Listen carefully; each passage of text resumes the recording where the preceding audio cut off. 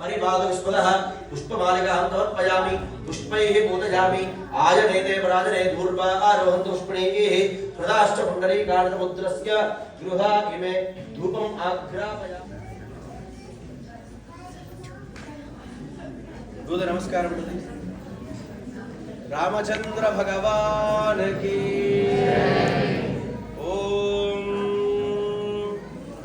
पुष्पे हित्तादे नवने प्रवाच्य या जगर्द भगवन्निन्द्रनं वदेः पारः आवदं यत्पुरुषं हृदं वस्पवावृणोश्चरभाय ऋषिबन्धवे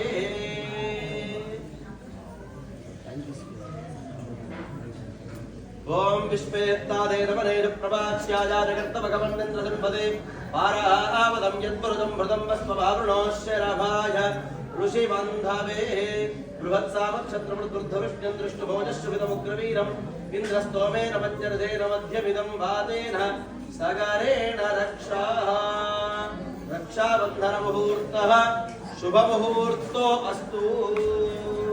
बोल रामचंद्र भगवान की अनन्तराश्रमाधिकार योग्यता सिद्ध्यर्थं यज्ञोपवीत धारणं करिष्ये। ओम यज्ञोपवीतं परमं पवित्रं प्रजापतेर् यत्सहजं पुरस्तात् आयुष्यमग्रियं प्रतिमुञ्च शुभ्रं यज्ञोपवीतं फलमस्तु तेजः यज्ञोपवीत धारण मुहूर्तः शुभमुहूर्तो अस्तु। इमं मे गंगे यमुने सरस्वती चतुर्दृष्टोमकं ददावरष्टयः अदग्नयावरत्प्रतेर्दस्य अर्चत प्रार्चत प्रियमेधासो अर्चतः अर्चन्तमुद्रगाः उदपुरन्नदृष्टर्चतः अर्चत प्रार्चतः हिरण्यरूपैति मन्त्रेण श्रीवत्साङ्गुलीयक मकरकुण्डलमनोहरैः देवम् अलङ्कृत्य ॐ हिरण्यरूप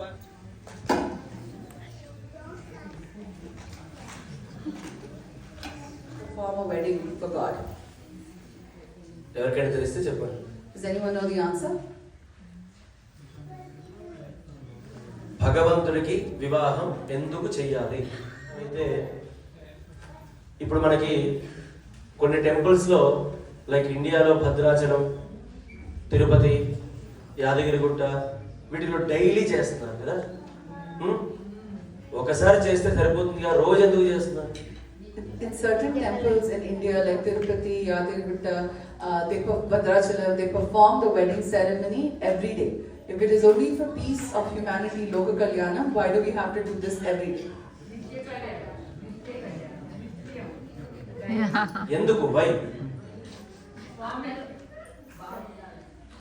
రాముడి యొక్క కళ్యాణం గురించి అలాగే అసలు కళ్యాణం అంటే ఏంటో తెలుసుకోవడానికి ప్రయత్నం చేద్దాం. ఒక రెండు విషయాలు. భగవంతుడికి ఎంతమందికి పెళ్ళైంది? ఎవరైనా చెప్తారా పెళ్ళి ఎందుకు చేసుకున్నారు? He's asking, can anyone tell why you got married? No one wants to answer. మీరు పేరెంట్స్ చెప్పారని మనం పెళ్లి చేసుకున్నామని అంటున్నారు. ఇప్పుడు మనం చెప్పినా చేసుకోవట్లేదా కొంతమంది? If the reason here is that you got married because your parents told you to get married, but today that is not enough reason for someone to get married. When you tell, they don't do it. రెండు కారణాలు ఉన్నాయి. There are two reasons why Kalyanam is performed every day or eternally.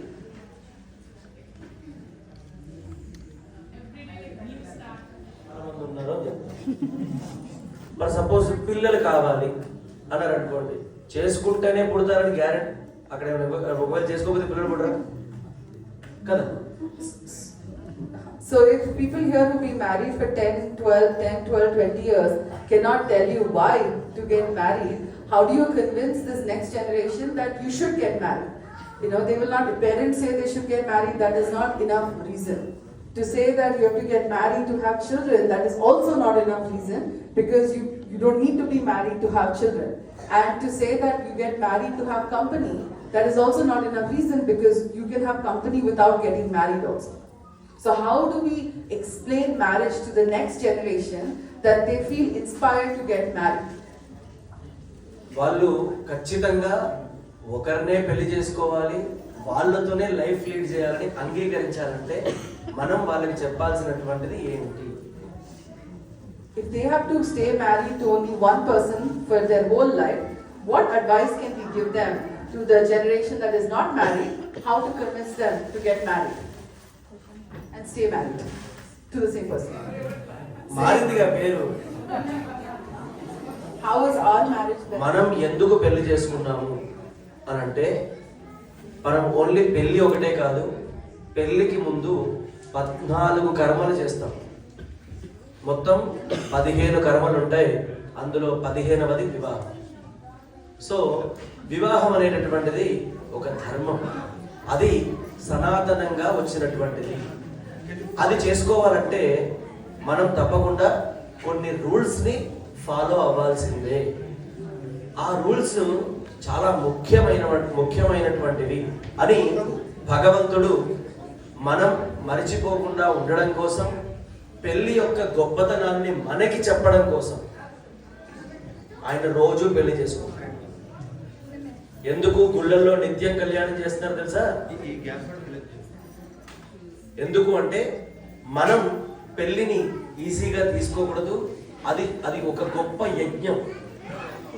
అది చెయ్యాలంటే even ఆయన ఇప్పుడు ఇదంతా follow అవుతున్నాడు. ఎందుకు అంటే మనకి చెప్పడం కోసం ఆయన రోజు పెళ్లి చేసుకుంటున్నాడు.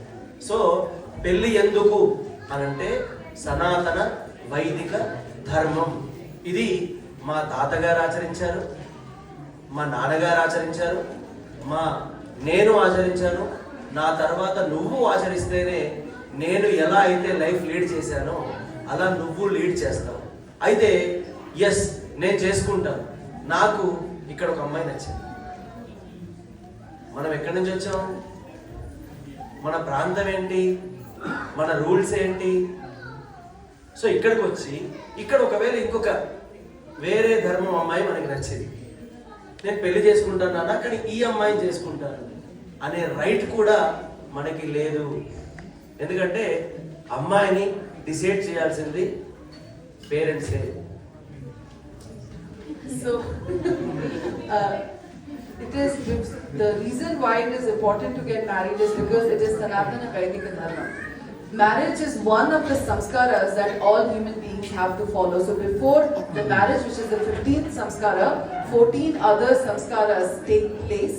So it prepares us to follow marriage. The reason the Lord has Nitya Kalyana, where he is eternally getting married, is to stress the importance of marriage here. That as Krishna says, and this Haigravaru didn't say, I'm just adding it here. As Krishna says in the Bhagavad Gita in the 3rd chapter to Arjuna, why he also has to set exemplary acts. He explains it is so that whatever I do, the whole world sees. So the Lord is getting married every day to stress the importance of a good, safe, healthy marriage, what that looks like. So he keeps continuing to do that.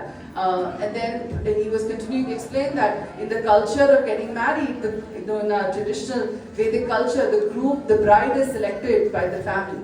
And this culture of marriage is not something that's just at one generation and stops. From generation to generation, we are all here because someone before us got married and that generation continues. అలానే మనందరం కూడా పెళ్లి చేసుకోవడం ఎందుకు అంటే సనాతన వైదిక ధర్మం అని చాటే. వాడు లక్ష్మీపుత్రుడు. So qualities that are there in this, it comes generation to generation. So if I have a certain quality and my father has a certain quality and above that there was certain quality, is good. But if you know for 7 generations up have the same high qualities, then the children are bound to have those qualities as well. So ఈ 3 అంటే ఆరోగ్యం, అలానే విజ్ఞానం, అలానే ఆస్తి, ఈ 3 కూడా అతను అంటే ఇప్పుడు చూడండి, ఇప్పుడు బాగా మంచి ఉద్యోగం ఉంది కదా అని ఒక అబ్బాయిని పెళ్లి చేసుకుంది. ద నెక్స్ట్ మంత్ ఆ ఉద్యోగం పోదని గ్యారంటీ కదా. సో ఉద్యోగం అనేది తన యొక్క మేధస్సు మీద ఆధారపడి ఉంటుంది కదా. కాబట్టి మనం చూడాల్సింది జ్ఞానం, ఎంత మేధస్సు వాడికి ఉంది. ఈ మేధస్సు అంటే విజ్ఞానం, ఆరోగ్యం, ఆస్తి, ఈ 3 కూడా తరతరాలుగా వచ్చినట్టయితే, ఒకవేళ వాళ్ళ 7 తరాలు ప్రాపర్గా చదువుకున్న వాళ్ళు, డబ్బుని జాగ్రత్తగా కాపాడినటువంటి వాళ్ళు, ఎట్ ద సేమ్ టైం హెల్త్ని కూడా కాపాడుకున్న వాళ్ళు అయితే కనుక, ఇప్పుడు చూడండి మనకు ఒక అబ్బాయి పుట్టాడు, ఒక సంతానం పుడితే మనం ఏం చేస్తున్నాం? చదువు చదువు చదువు అని ఫోర్స్ చేస్తున్నాం కదా. ఎందుకు? నువ్వు చదివితేనే నీకు బ్రైట్ ఫ్యూచర్ ఉంటుంది అంటున్నాం. వాడిని ఫోర్స్ చేయక్కర్ లేకుండా అతను బాగా చదవగలిగేవాడు అని మనకి గ్యారంటీ తెలియాలంటే మనం మన యొక్క 7 జనరేషన్స్ చూడాలి. ఒకవేళ ఆ 7 జనరేషన్స్ కనుక ఈ మూడిట్లో పర్ఫెక్ట్ గా ఉన్నట్టయితే ద నెక్స్ట్ జనరేషన్ కూడా ఈ 3 వాళ్ళకి ప్రాపర్ గా భగవంతుడి ద్వారా వస్తాయి. లక్ష్మీ పుత్రులు అని వాళ్ళని అంటారు. So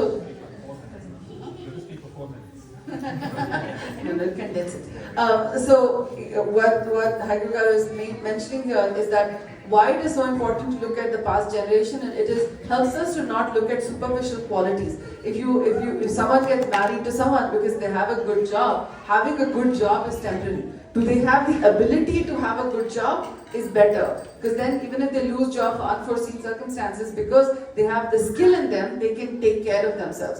So if generation to generation has that skill, like that is what is being transferred. So if they have the knowledge, the 3 things that he mentioned, arogya, health, vijnana, which is education, and third was wealth, that if this ability to get that is inherited, this is what is inherited generation to generation. So when we say somebody is Lakshmi Putra, it doesn't mean they're just son of wealth. They're Lakshmi Putra because the previous generations had all of these 3 things in abundance that they're able to pass it on. So if 3 generations above have it, then in your child, the qualities are there innately. అయితే ఎలా చూస్ చేసుకోవాలి అబ్బాయిని?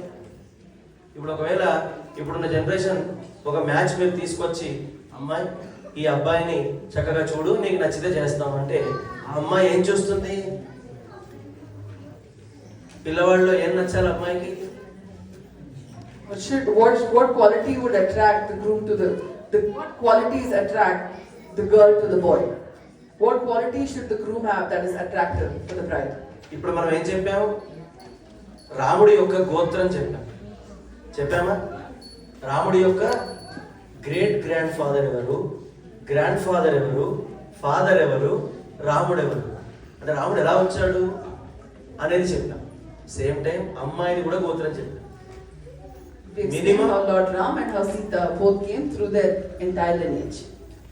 7 తరాలు చూడమన్నారుగా పెళ్ళికి. ఇప్పుడు ఏం చేస్తున్నారు? అబ్బాయి ఎంత సంపాదిస్తున్నాడు, మంచి ఒడ్డు పొడుగు ఉన్నాడా లేదా, అబ్బాయి తండ్రి పలానా అంటే నాకెందుకు వాళ్ళ తండ్రి గురించి. Today when someone is looking to get married, they're not looking at the gotra, the family lineage. They ask, do you have a good job? Does he look decent? I don't care about the family, only care about that one person. So correct గా గమనిస్తే మనకు కావాల్సినవి ఏంటి? పెళ్లి చేసుకొని సంతోషంగా ఉండడానికి What do you need to ముఖ్యంగా get married and be happy? 3 ఉన్నాయి. 3 things will make you happy in marriage. మొట్టమొదటిది ఆరోగ్యం. Health, number 1, health. అంతే కదా. అబ్బాయి చూడడానికి అందంగా ఉన్నాడు, ఒంటి నిండా రోగాలు ఉన్నాయి, ఏం చేస్తారు? What is the point if he looks good but his entire body is just full of illness? రెండవది జ్ఞానం. Second is అబ్బాయి ఎంత వరకు చదువుకున్నాడు, knowledge or education. మూడవది అబ్బాయికి ఎంత ఆస్తి ఉంది. How much అంటే wealth? ఆస్తి మీన్స్ అబ్బాయికి సంపాదించే శక్తి ఉందా, ఒకవేళ అబ్బాయికి ప్రీవియస్ గా ఏమైనా తరతరాలుగా వచ్చిందా లేదా. Does he have wealth, ability to earn wealth, and does he have inherited wealth? ఎందుకంటే ఉండడానికి ఒక ఇల్లు కదా, ఇవన్నీ చూస్తాం. సో ఈ 3 అతనికి పర్మనెంట్ గా ఉన్నాయి అని చెప్పడానికి మనం ఎలా చూడాలి అంటే, ముఖ్యంగా 7 తరాలు చూడమంటే ఎందుకు చూడమన్నారో తెలుసా? శాస్త్రం మన వేదంలో ఒక రూల్ ఉంది. Minimum 3, maximum 5. ఒకవేళ అది దాటి 7 జనరేషన్స్ కనుక, 7 జనరేషన్స్ కనుక, ఇప్పుడు ఫర్ సపోజ్ నేను బాగా చదువుకున్నాను, నా తండ్రి బాగా చదువుకున్నాడు, అలా వెనక్కి వెళ్తే 7 తరాలు కనుక బాగా చదువుకున్న వారు ఉన్నారనుకోండి. Showing by example the importance for all of us to do it and following this dharma. కొంతమందికి ఈ రోజుల్లో ఒక అమ్మాయి పుడితే, ఇంకొక అమ్మాయి పుడితే మన ఆలోచనలు ఎలా ఉన్నాయంటే, ఒకరికి పెళ్లి చేయడమే కష్టం, ఇంకొకరికి చేయాలంటే ఇంకేంటి పరిస్థితి, నా పరిస్థితి ఏంటి, 3 అమ్మాయిలే పుట్టారు అని. మనం ఆలోచించాల్సింది ఎలాగా? ఒకరు పుడితే 20, 2 పుడితే 60, 3 పుడితే 80 తరాల పాపాన్ని కడిగే ఎలిజిబిలిటీ ఆ పుట్టిన వాడికి ఉందని అర్థం. అంటే అంత గొప్పవాడు, 3 పిల్లల్ని కన్నవాడు, ఆడపిల్లలు. ఒకరిని కంటేనే గొప్ప అంటే 3 కంటే అంటే వాడు ఎంత గొప్పవాడు? వాడి వంశంలో వాడి కంటే గొప్పవాడు ఇంకొకటి లేడు అన్నటువంటి భావనని మనం అందరికీ తెలియజేయాలి. In modern day, in the recent time, there is a misconception about the birth of a girl child. People think it is misfortunate, but actually it is the other way around.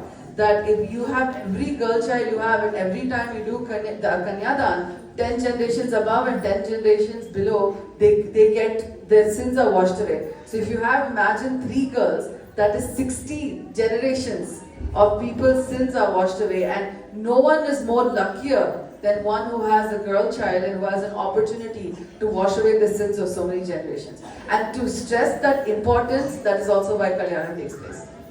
అందుకని ధర్మాన్ని చూసి, ధర్మాన్ని ఎవడైతే ఆచరిస్తాడో, ధర్మాన్ని తెలుసుకొని ఆ ధర్మం వారిని రక్షిస్తుంది. So if you know the dharma and understand the dharma and follow the dharma, then that same dharma will protect you. ఒక అమ్మాయిని కని పెంచి పెద్ద చేసి ఆ అమ్మాయిని కనుక వివాహం చేసి కన్యాదానంగా ఒకరికి ఇస్తే, ఒక తండ్రి యొక్క 10 తరాలు, పాస్ట్ 10 తరాలు, ఫ్యూచర్ 10 తరాలు, 20 తరాల పాపం కడగబడుతుంది. The other reason is to stress the importance of Kanyadan and of having a girl child. That some people may not have the good fortune to have a girl child.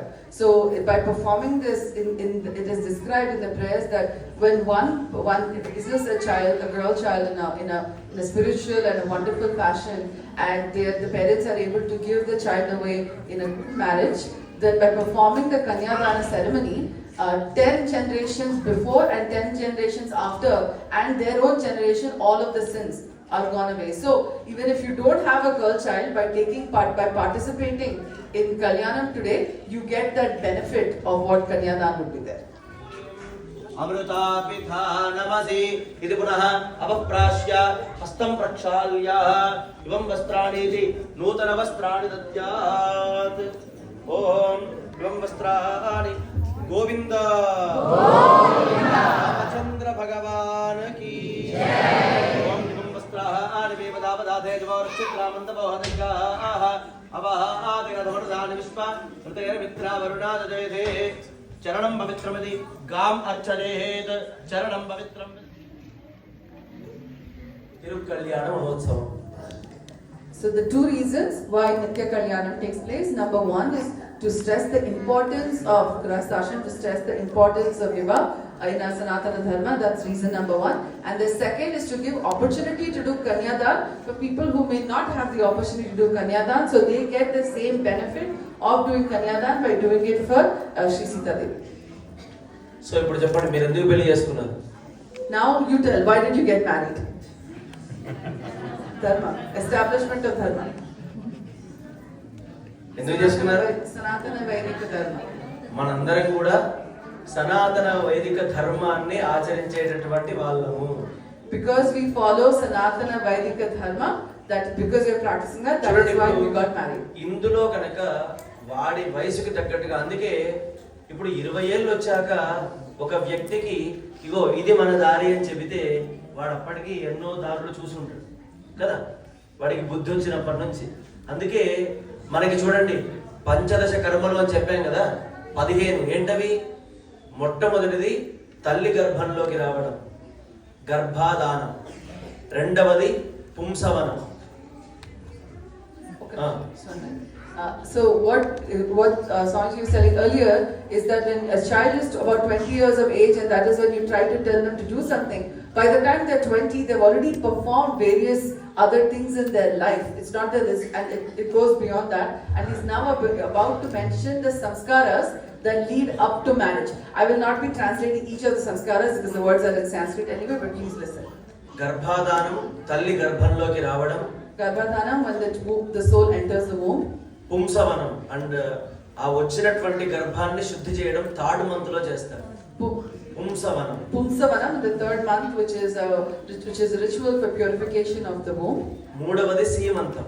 Simantam, which is ఆ ఇద్దరిని కూడా 5, 7, 9th ఈ మూడు నెలల్లో వాళ్ళిద్దరిని ఆశీర్వదిస్తారు. సీమంతం third one. So నాలుగవది జాతకర్మ, అంటే ఆ పిండం బయటకు వస్తుంది. fourth is Jatakarma, when the child is born. జాతకర్మ. ఐదవది నామకరణం, నేమింగ్ సెరమనీ 21st డే చేస్తారు కదా, naming ceremony. Fifth is Namakaran, naming ceremony. The 6th is Annaprashana. Sixth is Annaprashana, feeding the grain. 6th month 6th day Annaprashana. తర్వాత Chaulam, like Chaulam is earrings. చెవులు కుట్టించి first hair తీయడం, And first hair. వాటిని చౌలం అంటాం. The 7th one is Upanayanam. Upanayanam. Upanayanam threading ceremony. ఆ threading సెరమనీయే వాళ్ళ యొక్క వంశాన్ని బట్టి రెండు డిఫరెంట్ గా ఉంటాయి. కొంతమందికి యజ్ఞోపవీతం వేస్తారు, లేదా కొంతమందికి వస్త్రాలు కట్టిస్తారు. ధోతీ సెరమనీ అంటున్నారు కదా, ఎందుకు ధోతీ సెరమనీ చేయాలి అంటే ఏజ్ ఆఫ్ 7, 7వ ఏట నుంచి వాళ్ళకి మన ఇంటి రూల్స్ ని మీరు చెప్పాలి. మీ ఇంట్లో మీ పేరెంట్స్ ఏం చెప్పారంటే, So this samskara in Upanayana, which is a sacred thread ceremony, it varies depending on the family. In some families they put the thread, and in some families they also give the dhoti. And the significance of giving the dhoti is to start telling now that you're growing older, you need to learn the ways of our life. So that is why dhoti is given. Rules. So అలాగా ఆ 7వ ఏట నుంచి చెబితే, వాడికి అర్థమయ్యే విధంగా చెబితే, వాడు 20వ ఏట వచ్చిన తర్వాత మీరు వాడిని ఫోర్స్ చేయక్కర్లేదు. పూజకు కూర్చోవని, లేకపోతే తలస్నానం చేయమని, 4ంటికే పూజ అని మీరు చెప్పక్కర్లేదు. అందులో ఉన్న మాధుర్యం వాడికి తెలిస్తే వాడు అప్పటి నుంచే మెల్లమెల్లగా ఆ యొక్క రూల్స్ ని ఫాలో అవుతాడు అన్నమాట. If those samskaras are followed from a young age onwards, right from inception and birth, then by the time the child gets to the 20s, 21 age, then they already, you don't need to tell them, the samskaras are there. వస్త్రాలంకరణ, ఉపనయనం, తర్వాత Samavartanam, like graduation. Samavartanam means graduation. After the graduation, so Snatakam అంటే పెళ్లికి సంబంధించినటువంటి ప్రక్రియ. So graduation గురువు గారు చేస్తారు, like teacher. So he is saying to the parents like he is eligible for marriage. So అప్పుడు మనం పిల్లవాడిని చూడడం స్టార్ట్ చేస్తే అప్పటి నుంచి స్నాతకం, ఆ తర్వాత ఆగ్నేయం, వైశ్వదేవం, సౌమ్యం, ప్రాజాపత్యం. In between marriage, past days 16 days పెళ్లి చేసుకునేవారు కదా, అది కాస్త ఇప్పుడు 1 day, half day అయిపోయింది మ్యారేజ్. సో ఈ మ్యారేజ్ లో మనం స్నాతకమని, ఆగ్నేయం, వైశ్వదేవం, సౌమ్యం, ప్రాజాపత్యం 14, 15th one marriage. So between the eligibility to when the age has come to get married, and from there to actually getting married, there are multiple samskaras. Swamiji was telling before, all of that used to happen in 16 days. Now the marriage happens on one day. So then all of these lead up to the 15th samskara, which we're celebrating today, the marriage. Om Bol Ramachandra Bhagavan ki Jai. ఇవం వస్త్రాణి తురుదర వస్త్రాణ దద్య పుణ్యవత్తనే ప్రగాజనే ప్రత్యేకం నవదాస్త్రయోజనే విస్తారితే భారతకిం ప్రజైనా వృతగురు భద్రాష్పగ రమణక వందహరణ కేతు మాలానా మగరవ ఖండ మండదే దండక విద్యాల ద్రాక్ష బ్రహ్మరౌద్రధార మరోక్ష కరిష్యే గవాం అంగేషు తిష్టంతి భువనాగ్లవక్షే రామనవమ్యే ప్రయుక్త రజమ్యాతు భజదో వాదరః భానువాదరే జభవాదరే జమనక్షత్రే జమయోగ జమకరణ ఏవం గుణ విధేతర విశిష్టాజామస్యాం శుభాతిథౌ స్వామినః దివ్యచరణ అరవింద అర్పణం అస్తు. సర్వం శ్రీకృష్ణార్పణమస్తు. బోల్ రామచంద్ర భగవాన్ key జై. మీరు తీసుకున్నటువంటి దక్షిణని ఒక స్పూన్. సులగ్నే సావధానాః శ్రీకాంతాకుజ కుంభ కుంకుమ మరీరంభో గుణాఢాన్నిధి రామచంద్ర భగవాన్ కీ జై. ఓం ధ్రువంతే రాజా వరుణో ధ్రువం దేవో బృహస్పతిః ధ్రువంత ఇంద్రశ్చ అగ్నిశ్చ రాష్ట్రం ధారయతాం ధ్రువం ధ్రువం ధ్రువేణ హవిషా तस्मै देव अधिब्रुवन् अयं च ब्रह्मणस्पतिः सजीर्णमुहूर्तः शुभमुहूर्तो अस्तु लोकादारक्रमेण माङ्गल्यपूजनं कुर्यात् माङ्गल्यप्रदायै श्रिये नमः ध्यायामि आवाहयामि प्रकृतिं विकृतिं विद्यां सर्वभूतहितप्रदां श्रद्धां विभूतिं दुर्भिन्नमामि परमात्मिकां वादं पद्मालयां पद्मां स्वाहां त्वधां धन्यां हिरण्मयीं लक्ष्मीं नित्यपुष्टां विभावरीं अधिदिन्दीप्तां मधुधारणीं नमामि कमलभक्तिं प्रसन्नाक्षीं नारायणनमाच्युता दारिद्र्यध्वंसनीं देवीं सर्व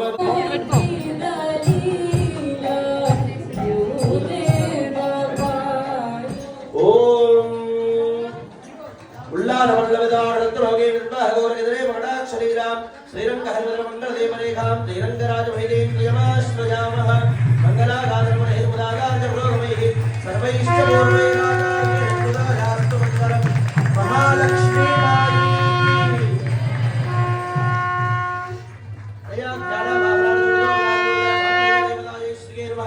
सुप्रीताः सुप्रसन्नाः वरदान्तु लोकादारक्रमेण मांगल्य धारणं कुर्याः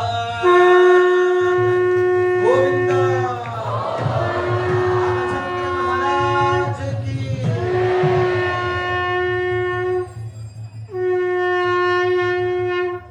everybody repeat my words मांगल्यम तंतुना अनेन मम गृह लोक रक्षण हेतुना कंठे बध्नामि भगवान त्रैलोक्यम मंगलम कुरु ओम मांगल्यं तंतुना अनेन